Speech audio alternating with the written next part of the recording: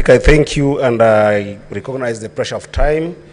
Mr. Speaker, I am here because of the kindness of the people of Migori County who sent me here that at such a time, Mr. Speaker, I need to be cautious of the Article 125 of the Constitution, which requires us as a House that in matters such as this, Mr. Speaker, we must behave like judges, because under Article 125 of the Constitution, Mr. Speaker, we sit as a High Court, Mr. Speaker.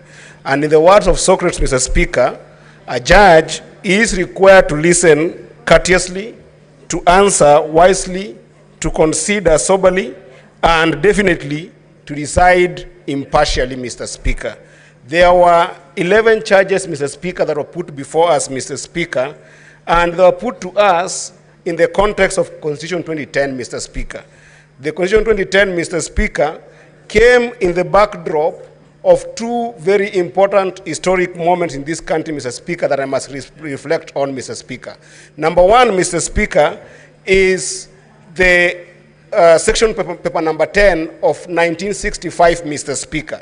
That section paper number 10, Mr. Speaker, divided this country into those who are important and those who are not important. The language that was used then, Mr. Speaker, was the idea of northern frontier districts, Mr. Speaker, that then discriminated upon some communities, Mr. Speaker, against others, Mr. Speaker. Number two, Mr. Speaker, in 2007, Mr. Speaker, this country was divided on the basis of ethnicity, Mr. Speaker.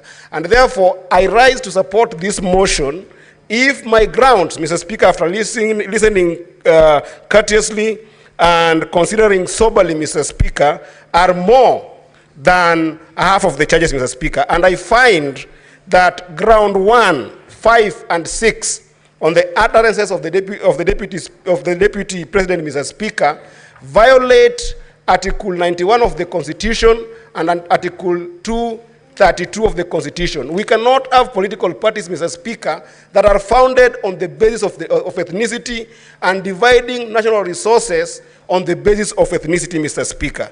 Number two, Mr. Speaker, that would make the ground number 4, which actually also happened to be reason number 4 for why the deputy president must leave office, Mr. Speaker, the violation of Article 160 of the Constitution, Mr. Speaker, of undermining the judiciary, Mr. Speaker. There was an imminent threat to the judges there, Mr. Speaker. You realize that in my judgment, Mr. Speaker, I excuse ground number 8 on the basis of the fact that there was no proof that there was a petition that was not filed, Mr. Speaker. But on the threat, Mr. Speaker, I think that the deputy president stands impeached, Mr. Speaker.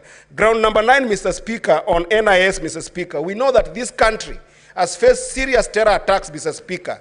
And the moment the deputy president, Mr. Speaker, showcases the secrecy of deficiency in our security infrastructure, Mr. Speaker, and you know that under Article 240, he has platforms to be able to express himself, Mr. Speaker, it is a violation of the Constitution, Mr. Speaker. Lastly, on ground number 11, Mr. Speaker, on bullying KEMSA official, Mr. Speaker, it has been proven here beyond reasonable doubt, Mr. Speaker, that the deputy president is not a member of the company that was listed. He's not an employee of that company, Mr. Speaker, yet he goes ahead and makes calls on behalf of that company, Mr. Speaker. That is impeachable. Lastly, Mr. Speaker, I must call the council of the deputy president to order, Mr. Speaker, especially Council Paul Muite, Mr. Speaker, for actually practicing law in deceit, Mr. Speaker.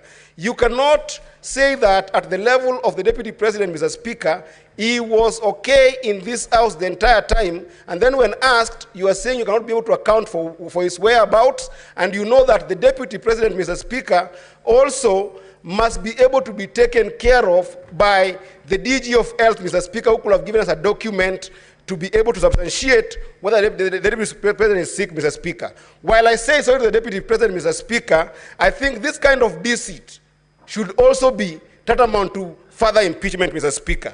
I do therefore say that on ground 2, 3, 7, 8, and 10, they are not substantiated. But on ground 1, 5, 6, 4, 9, and 11, Mr. Speaker, this is a fight against tribalism that is done by one individual that then we must Senator Osotsi, unfortunately, you only have 4 minutes because we terminate at exactly 10:30.